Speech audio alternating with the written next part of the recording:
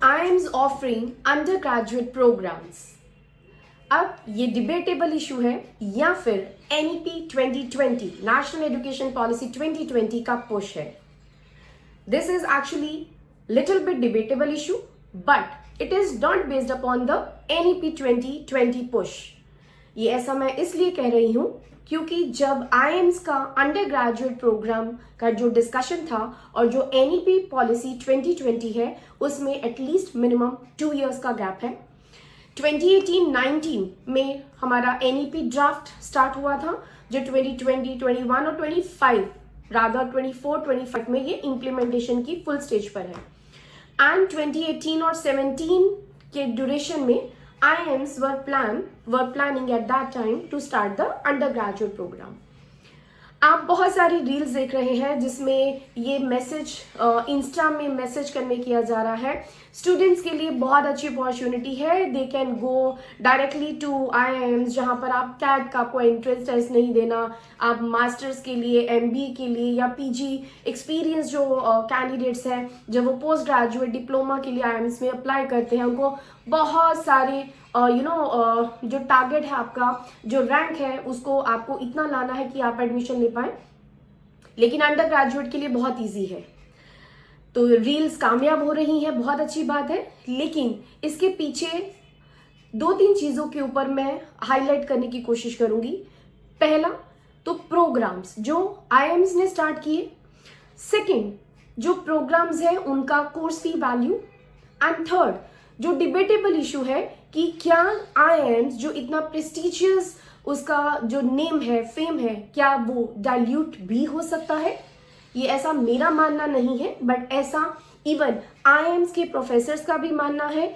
और बहुत सारे ऐसे जो प्रिंट मीडिया जिसमें टेलीग्राम का है या इंडिया टुडे है, इंडियन एक्सप्रेस है, उन सब में ये मैसेज कन्वे हो रहा है कि क्या IIMs अंडर ग्रेजुएट प्रोग्राम अगर स्टार्ट करे तो क्या कितना फिजिबल है.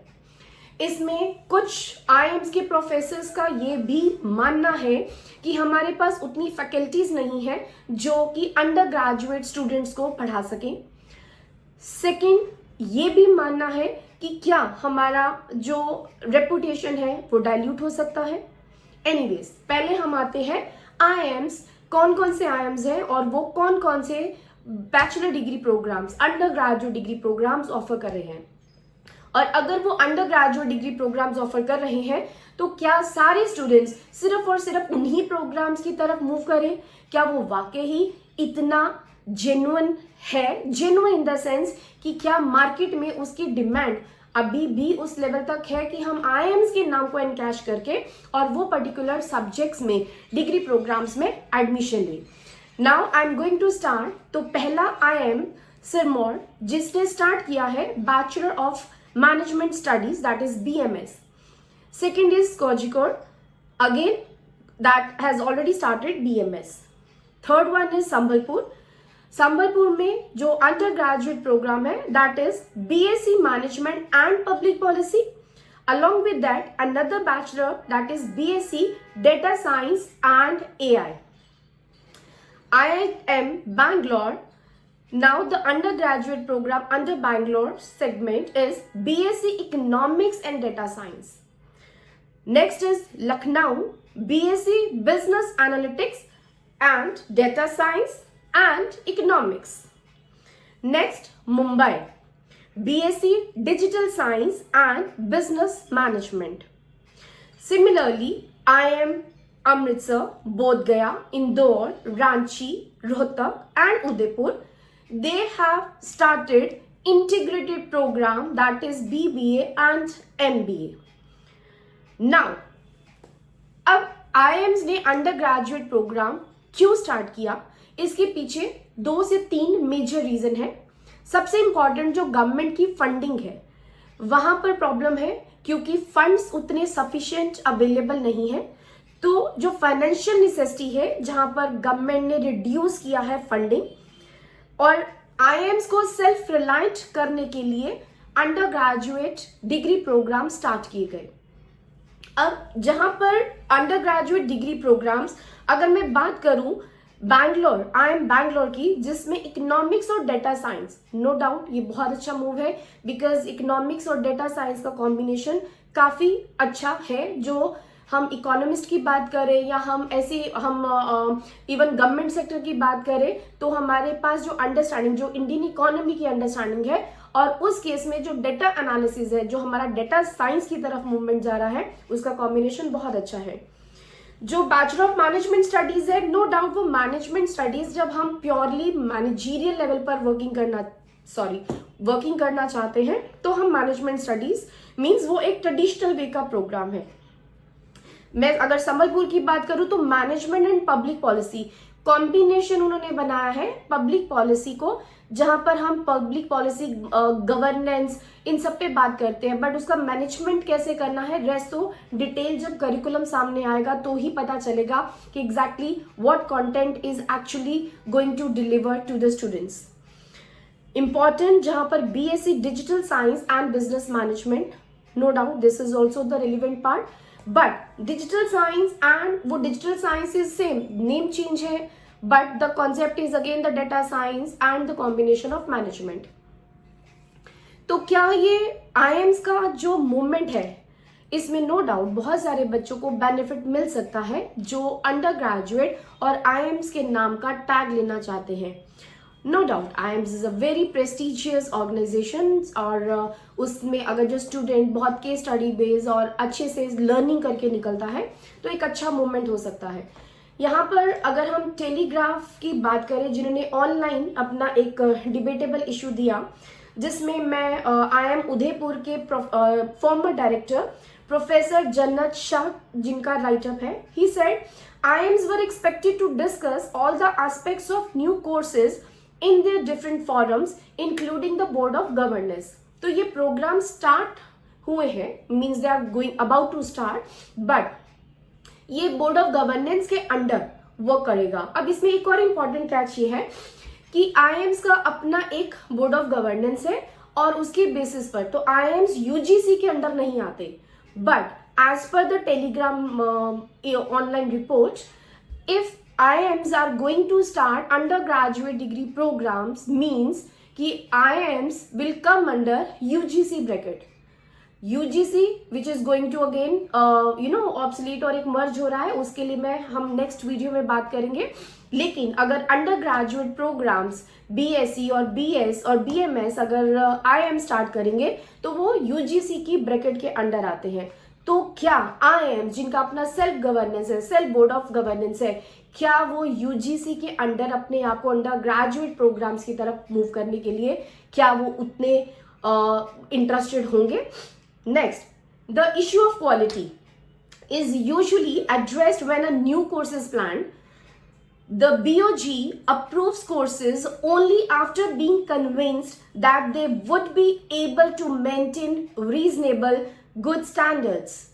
If some institutions have started courses to enhance their income, they will be exposed. तो ये मिस्टर शाह जी ने कहा है कि अगर कोई सिर्फ और सिर्फ इनकम को इंक्रीज करने के लिए ये प्रोग्राम्स लॉन्च कर रहे हैं, तो they will be exposed, and if this is only to increase the income. But मुझे लगता है ये स्टेटमेंट तो इनवैलिड है, बिकॉज अगर हम कोई भी प्रोग्राम लॉन्च कर रहे हैं या हम स्टूडेंट्स को कैटर करना चाह रहे हैं, इट इज बट ऑब्वियस कि हमें इनकम जनरेट करनी है।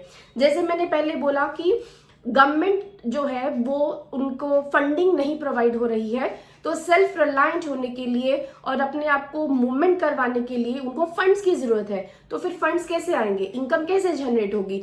तो इनकम तो अंडर ग्रेजुएट डिग्री प्रोग्राम्स के बेस पर होगी। अब इसमें जो अमाउंट है, जो फीस है, वो भी टेलीग्राम में ये मेंशन है कि हम ऑनलाइन बीबीए या फिर हम जो प्रोफेशनल सर्टिफिकेशन प्रोग्राम्स हैं उनकी जो फीस है, professional certification and professional degree programmes की, that round to 28 lakh plus means only the candidates who belongs to richest family they can only apply. ये मेरा नहीं, ये टेलीग्राम में जो राइटअप है मैं उसके बारे में बात कर रही हूँ कि हमने इसमें एंट्रेंस जो सिंपल नेशनल एलिजिबिलिटी टेस्ट है प्लस द इंटरव्यू, उसके बेसिस पे अंडर ग्रेजुएट एडमिशंस होंगे अंडर ग्रेजुएट प्रोग्राम्स में, बट कॉस्ट और I can say the fees would be very high.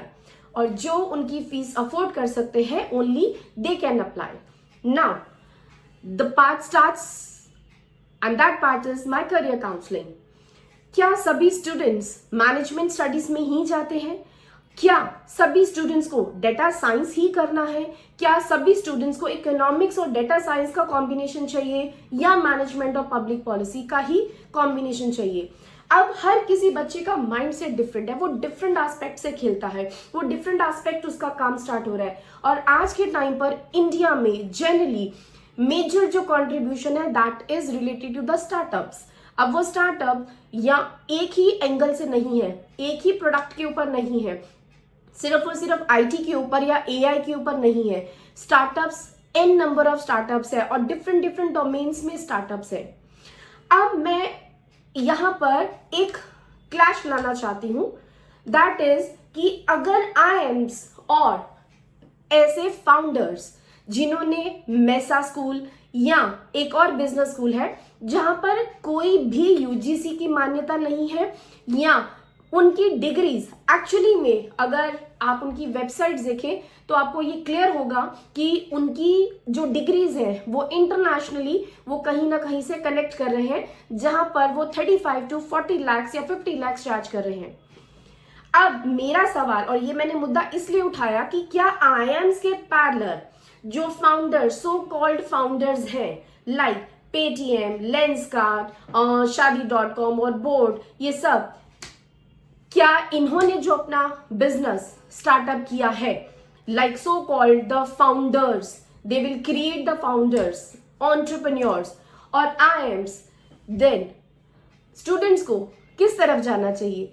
IIMs की तरफ जाना चाहिए जो रिप्यूटेड ऑर्गेनाइजेशंस हैं या फिर ऐसे स्टार्टअप्स में जो स्टार्टअप्स तो हैं लेकिन उन स्टार्टअप्स की जो फंडिंग है और वो जो फंडिंग बार बार लेते हैं और उनके जो मेजर लॉसेस हैं and still they are doing the startups and they have created the curriculum to attract the students and let them how to become entrepreneur and they are just giving their information like their strategies and all that।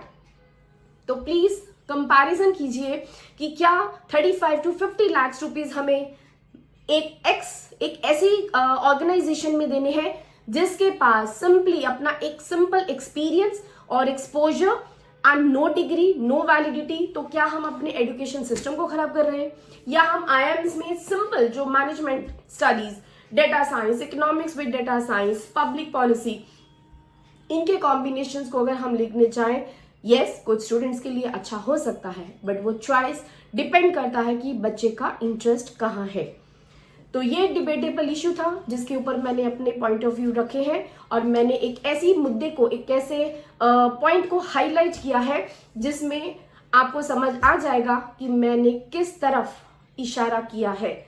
आप ज़्यादा समझदार हैं और अगर आपको better career counselling चाहिए कि क्या हमारे बच्चे को सिर्फ आईएम का टैग चाहिए या एक्चुअली में उसके लिए क्या पर्टिकुलर प्रोग्राम्स हैं जो रेलिवेंट है, जो उसके करियर ग्राफ को आगे बढ़ा सकते हैं, उसमें हम अगर अप्लाई करें तो वो ऐसे कौन से कोर्सेज होने चाहिए। तो बेस्ट करियर एडवाइस के लिए you can contact me any time but take the appointment please. Thank you so much, thanks for listening, rest, all the best for the IIMs। Thank you.